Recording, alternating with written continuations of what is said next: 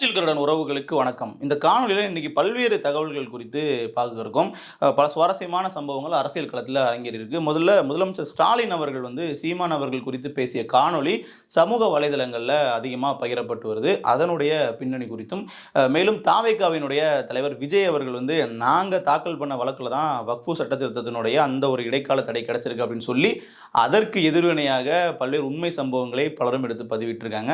அது குறித்தும் ஜாட் படம் கிட்டத்தட்ட தமிழக திரையரங்குகளில் திரையிடப்படாது அப்படின்னு சொல்லி அறிவிப்பு வெளியாயிருக்கு. இதற்கு பின்னாடி நாம் தமிழர் கட்சியினுடைய பங்களிப்பு என்னவா இருந்துச்சு அப்படிங்கிறது குறித்தும் இந்த காணொலியில் நம்ம விரிவாக பார்க்கலாம்.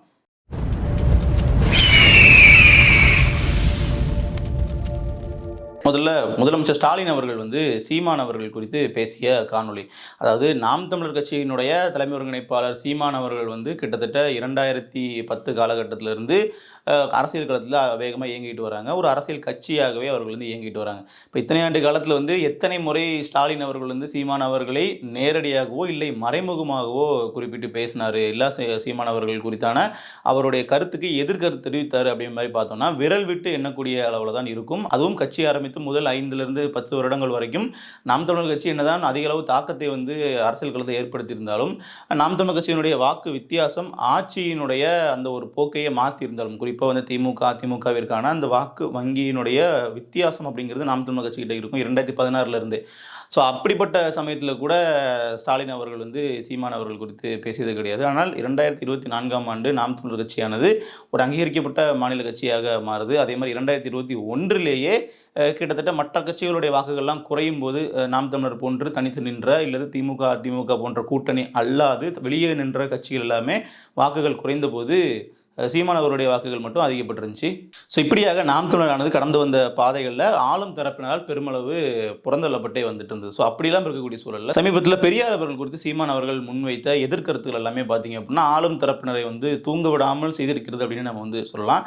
ஸோ அது குறித்து ஸ்டாலின் அவர்கள் சீமானுடைய கருத்துக்கு பதில் சொல்வதற்கு உந்தப்பட்டார் அப்படின்னே சொல்லலாம். அவர் பதிலும் சொன்னார், பெரியார் அவர்களை பேசுவது தவறு அப்படிங்கிற மாதிரியும் அவர்களை அவர் கட்சியாகவே பார்ப்பதில்லை அப்படிங்கிற மாதிரி.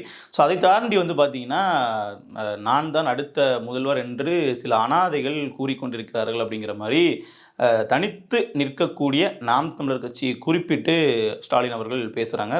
ஸோ இதில் என்ன ஆகுது அப்படின்னு பார்த்தீங்கன்னா, இதற்கு சீமான் அவர்கள் ஒரு பதிலடி கொடுக்குறாங்க. தனித்து நிற்கக்கூடிய நாங்கள் அனாதையாக நிற்கிறோம், எங்களை நீங்கள் கலாய்க்கிற நீங்கள் எதுக்கு இத்தனை பேரோட சேர்ந்து நீங்கள் நிற்கிறீங்க, உங்களுக்கு தான் ஆட்கள் தேவைப்படுறாங்க, நீங்கள் தான் அனாதையாக நிற்கிறீங்க, அதனால தான் உங்களுக்கு நீங்கள் பல பேரை கூட சேர்த்துக்கிறீங்க, நாங்கள் அரசியல் களத்தில் தனித்து நிற்கிறோம், அப்படி நீங்கள் எங்களை நீங்கள் ஒரு அனாதை மாதிரி தான் பார்க்குறீங்க அப்படின்னா எங்களை பார்த்து இதற்கு இந்த அளவுக்கு பயப்படுறீங்க அப்படிங்கிற மாதிரியான கேள்விகளையும் சீமான் அவர்கள் இந்த அரசியல் களத்தில் எழுப்பியிருக்காங்க. மேலும் இதில் என்ன விஷயம் அப்படின்னா, பெரியார் அவர்கள் குறித்து விமர்சனம் செய்ததற்காக இந்த பதிலை முதலமைச்சர் அவர்கள் சொல்வாரே ஆனால், பெரியார் அவர்களுடைய புகைப்படத்தை போட்டு பெரியார் அவர்களினுடைய அந்த மாதிரியான கருத்துக்களை பெரியார் சொன்ன வாசகங்களை முன்வைத்து உங்களால் தேர்தலை சந்திக்க முடியுமா அப்படிங்கிறது அவர்களுடைய கருத்தாக இருக்குது. ஸோ இது என்ன விஷயம் அப்படின்னு பார்த்தீங்கன்னா, பெரியார் அவர்கள் எந்த அளவிற்கு சமுதாயத்திற்கு பாடுபட்டார், இல்லை பெரியார் அவர்கள் என்ன நல்ல கருத்துக்கள் சொன்னார், என்னென்ன மாதிரியான எதிர்மறை கருத்துக்கள் வந்துச்சு, இதை சொல்லி நீங்கள் வாக்கு கேட்க முடியுமா? முடியாது. ஏன்னா பெரியார் அவர்களை தமிழக மக்கள் பெருமளவு ஏற்றுக்கொள்ளவே இல்லை. ஆனால் நீங்கள் மேடைகளில் மட்டும்தான் பெரியார் அவர்களை முன்னிறுத்தீர்கள் தவிர அரசியல் களத்தில் இந்த மாதிரியான மக்களுடைய பிரச்சாரங்களில் நீங்கள் பெரியாரை கொண்டு சேர்க்கவில்லை. அப்படி பண்ணீங்க அப்படின்னாலும் உங்களுக்கு அது எதிர்மறையாக தான் அமையும் அப்படிங்கிறது சீமான் அவர்களுடைய கருத்தாக இந்த விஷயத்தில் முதலமைச்சர் ஸ்டாலின் அவர்களுக்கு பதிலாகவும் இருந்தது. ஸோ இப்போ நம்ம அடுத்த ஒரு தகவலாக பார்க்கும்பொழுது சமீபத்தில் அதிக அளவு பேசப்பட்டு வரக்கூடிய ஒரு தகவல், தாவேகாவினுடைய தலைவர் விஜய் அவர்கள் அவரோட சமூக வலைதள பக்கத்தில் ஒரு அறிக்கை ஒன்றை வெளியிடுறாங்க. என்ன அப்படின்னா, இந்த மாதிரி வக்ஃபு சட்ட திருத்தத்துக்கு எதிராக எங்களுக்காக வாதாடிய வழக்கறிஞருக்கு நன்றி, எங்களுக்கு கிடைத்த வெற்றி அப்படிங்கிற மாதிரி. அது என்ன அப்படின்னா, அதில் போட்ட அந்த வருடமே தவறாக போட்டிருந்தாங்க. 2005 வக்ஃபு சட்ட திருத்தம் அப்படிங்கிற மாதிரி போட்டிருந்தாங்க. ஆனால் இப்போ நடந்துட்டு இருக்குது 2025. ஸோ அது ஒரு குழப்பம். மேலும் தாவேகாவானது வக்ஃபு சட்டத்திற்கு எதிராக உச்சநீதிமன்றத்தில் வழக்கு பதிவு பண்ணது அப்படிங்கிறது கிட்டத்தட்ட 13ஆம் தேதி. ஆனால் இப்போ இடைக்கால தடை வந்திருக்கக்கூடிய அந்த வழக்கானது கிட்டத்தட்ட 4ஆம் தேதியே பதிவு செய்யப்பட்டிருக்கு. அது ஓவைசி அவர்களால் பதிவு செய்யப்பட்டிருக்கு. ஸோ இப்படியாக இவர்கள் தாக்கல் செய்யாத வழக்கு வேறொரு தாக்கல் செய்து அந்த வழக்குக்கான ஒரு தீர்ப்பு வந்திருக்கு அப்படிங்கும்போது, அந்த வழக்குக்கான ஒரு அடுத்த நடவடிக்கை வந்திருக்கு அப்படிங்கும்போது, அதற்கு தாவேகா சொந்தம் கொண்டாடுறது எப்படி சரியாக இருக்கும் அப்படிங்கிற மாதிரி இணையதளத்தில் நெட்டிசன்கள் போட்டு புழக்க ஆரம்பிச்சிருக்காங்கன்னு சொல்லலாம். ஸோ இது வந்து ஒரு தலைவருக்கே இப்படி தவறாக வழிநடத்துவது, ஒரு தலைவர் வந்து உண்மைகளை ஆராய்ந்து விட்டு அதை ஒரு பதிவாக போடுவது இல்லையா? என்ன நடக்குது என்னன்னு கூட விஜய்க்கு வந்து தெரியலையா? அப்படிங்கிற மாரி பல்வேறு தரப்பிலிருந்தும் பலரும் வந்து கருத்துக்களை தெரிவித்துட்டு இருக்காங்க. இதில என்ன விஷயம் அப்படின்னா, அந்த வக்ஃப் சட்டத்திற்கு எதிரான போராட்டத்திலே வந்து அந்த கட்சியினுடைய பொதுச் செயலாளர் புசி ஆனந்த் அவர்கள் பேசும்போதே நாம எல்லாருமே கவனிச்சோம். என்ன இது எதுவுமே தெரியாம வந்து பேசுறாரே, பெரிய அளவுல வந்து அரசியல் அறிவே இல்லாம வந்து இவர் வந்து பேசுறாரே அப்படிங்கிற மாரியான விஷயங்கள் வந்து பலரும் வந்து பதிவு பண்ணியிருப்பாங்க. ஸோ இப்படி அதனுடைய தொடர்ச்சியாகத்தான் சரி அப்போ புசி ஆனந்த் அவர்களுக்கு தான் தெரியல அப்படின்னு பார்க்கும்போது, கட்சியினுடைய மேல்மட்ட நிர்வாகிகளுக்கு கூட விஜய் அவர்களுடைய சோசியல் மீடியாவை ஹேண்டில் பண்ணக்கூடிய அந்த அட்மின்க்கோ, இல்ல விஜய் அவர்களுடைய மேற்பார்வையின் கீழ் தான் நடந்திருக்கு அப்படின்னா, விஜய் அவர்களுக்கோ கூட இது தெரியலையா? அப்படிங்கிறது இன்று அரசியல் களத்தில பலரினுடைய கேள்வியாக இருக்கு. ஒரு கட்சி வந்து அமைதியா இருந்துட்டாங்கன்னா கூட பெரிய பிரச்சனை வராது. இது மாரி வந்து தவறான கருத்துக்களை இது மாரியான முக்கியமான நேரத்தில வந்து பதிவிடுவது அப்படிங்கிறது தான் அதிகப்படியான விமர்சனத்தை ஈர்க்கிறது. ஸோ இதெல்லாம் வந்து ஒரு பக்கம் இருக்க, அதே மாரி சமீபத்தில இன்னொரு விஷயம் ஜாட் திரைப்படம் வந்து வெளியானுச்சு. ஸோ அது வந்து பார்த்தீங்கன்னா, கிட்டத்தட்ட படம் இறங்கி பெரிய அளவுல பலராலும் பேசப்பட்டது. ஆனால் அதில் விடுதலை புலிகளுக்கு எதிரான சில கருத்துக்கள் வந்து அதில பதிவு செய்யப்பட்டிருக்கு. குறிப்பா விடுதலை புலிகளையே வந்து ஒரு தவறான இயக்கம் போல, தீவிரவாத இயக்கம் போல சித்தரித்து அதில வந்து காட்டப்பட்டிருக்கு. ஸோ இதற்கு வந்து இங்க பெரிய அளவுல தமிழ் தேசியம் பேசக்கூடிய கட்சியாக நாம் தமிழர் கட்சியை தவிர வேற யாருமே வந்து குரல் கொடுக்கல அப்படிங்கிறது இப்போ நாம் தமிழர் கட்சியினுடைய தரப்பில் வைக்கக்கூடிய மிகப்பெரிய குற்றச்சாட்டாக இருக்குது. குறிப்பாக திருமுருகன் காந்தி அவர்கள், வேல்முருகன் அவர்கள், அப்புறம் திருமாவளவன் அவர்கள், இவர்கள்லாம் நீங்கள் எங்கே போனீங்க? நீங்கள்லாம் தமிழ் தேசியம் பேசுகிறோம் அப்படின்னு தானே சொல்லிக்கிறீங்க. ஆனால் இந்த மாதிரியான ஒரு திரைப்படம் வரும்போது தமிழர்களுக்கு எதிராக சித்தரிக்கப்பட்ட ஒரு படம் வந்து வரும்பொழுது இப்போ ஏன் நீங்கள் அமைதி காக்குறீங்க? அப்போ நீங்கள் உண்மையிலேயே வந்து யாருக்கான தலைவர்கள் அப்படிங்கிற மாதிரியான ஒரு கேள்வியை வந்து நாம் தமிழ் கட்சி எழுப்புறாங்க. மேலும் நாம் தமிழர் கட்சி ஒரு தனி கட்சியாக போராடியே இந்த படத்தை வந்து தமிழ்நாட்டில் திரையிடப்படாமல் அதை வந்து கிட்டத்தட்ட தடை விதிக்கக்கூடிய அளவிற்கு அவர்கள் வந்து கொண்டு வந்திருக்காங்க. நேரடியாக திரையரங்கு உரிமையாளர்களிடமே போயிட்டு இந்த படத்தை வந்து திரையிடக்கூடாது, நாங்கள் கடுமையாக எதிர்க்கிறோம்னு சொல்லி அவர்கள் முன்னாடியே இப்போ கோயம்புத்தூர்லாம் பார்த்தீங்க அப்படின்னா கோவை கார்த்திக் அவர்கள் வந்து நேரடியாக களத்துக்கு போயிட்டு இந்த படத்தில் வந்து தமிழர்கள் தவறாக சித்தரிச்சிருக்காங்க. இதை தமிழ்நாட்டில் இருந்துட்டு நம்ம ஒரு தமிழர்களாக இருந்து இதை வந்து திரையிடுவது அப்படிங்கிறது மிகப்பெரிய ஒரு இனத்துக்கு செய்யக்கூடிய துரோகம் ஆயிரும். இதை நீங்கள் பண்ணக்கூடாதுன்னு சொல்லி நேரடியாக அவரிடமே வாக்குவாதத்திலிருந்து ஈடுபடுறாங்க. இப்படியாக பல்வேறு இடங்களில் தமிழகத்தில் நாம் தமிழர் கட்சியினர் நேரடியாக திரையரங்குகளுக்கு சென்று தங்களுடைய போராட்டத்தை வந்து முன்னெடுக்கிறாங்க. இதில் வந்து கைதும் செய்யப்பட்டாங்க பல இடங்களில்.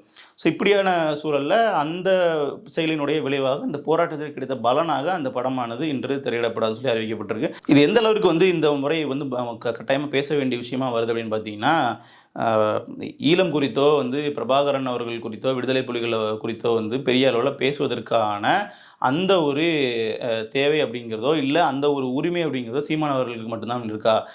நாங்களும் தமிழ் தேசியம் தான் பேசுகிறோம். எங்கள் அளவிற்கு வந்து தமிழ் தேசியத்துக்கு குரல் கொடுத்தது யார்? எங்கள் அளவிற்கு வந்து ஆரம்ப காலகட்டத்தில் விடுதலை புலிகளுக்கு உதவியது யார்? அப்படிங்கிற மாதிரி இங்கே பேசுகிறதுக்கு பல குழுக்கள் வந்து இருப்பாங்க. இன்றைக்கு அவர்கள் வந்து திமுகவுடன் கூட்டணியில் இருக்கலாம், காங்கிரஸோடு கூட கூட்டணியில் இருக்கலாம். ஆனால் ஆரம்ப காலகட்டத்தில் நாங்கள் தான் வந்து விடுதலை புலிகளை வந்து ஆதரித்தோம், நாங்கள் தான் விடுதலை புலிகளினுடைய இத்தனை ஆண்டுகால நீண்ட போராட்டத்திற்கு பின்னணியிலிருந்து செயல்பட்டோம் அப்படிங்கிற மாதிரி பல விஷயங்கள் வந்து சொல்லுவாங்க. ஆனால் அப்படி சொல்லக்கூடிய நபர்கள் இன்று விடுதலை புலிகளுக்கு எதிராக ஒரு திரைப்படம் வந்து வெளியாகும் பொழுது இது குறித்து வந்து பேசுறதுக்கு யாரும் முன் வரல அப்படிங்கும்போது தான் இன்றைய காலகட்டத்தின் அடிப்படையில் ஒரு உலகத் தமிழர்களினுடைய ஒட்டுமொத்த நம்பிக்கையை பெற்ற கட்சியாக நாம் தமிழர் இருக்குது அப்படின்னு நம்ம வந்து சொல்லலாம். ஏன்னா இப்போ நாம் தமிழர் கட்சி மட்டும்தான் இது குறித்து பேசுகிறாங்க அப்படிங்கும்போது வெளிநாடு வாழ் தமிழர்களாக இருக்கட்டும், இல்லை இங்குள்ள தமிழர்களாக இருக்கட்டும், விடுதலை புலிகளுக்கு ஒரு பிரச்சனை அப்படின்னா அந்த இடத்துல நாம் தமிழர் கட்சி மட்டும்தான் வந்து களத்தில் இறங்கி போராடுறாங்க. அப்படி இருக்கும்போது இவர்கள் தான் அவர்களை வந்து ரெப்ரசன்ட் பண்ணக்கூடிய, அவர்களுடைய அரசியலை நேரடியாக கையில் எடுக்கக்கூடிய ஒரு இயக்கமாக இருக்கிறாங்க அப்படிங்கிறத அவர்கள் வந்து ஏற்றுக்கிறாங்க. இதில் இன்னொரு விஷயம் என்ன அப்படின்னு பார்த்தீங்கன்னா, வெளிநாடுகளில் இந்த பார்வை வந்து ரொம்பவே வந்து அதிகமாக இருக்குது. கிட்டத்தட்ட நாம் தமிழர் கட்சி மட்டும்தான் நமக்கான அரசியலை வந்து பேசுகிறாங்க அப்படிங்கிற ஒரு தெளிவான ஒரு புரிதலோடு இருக்கிறாங்க.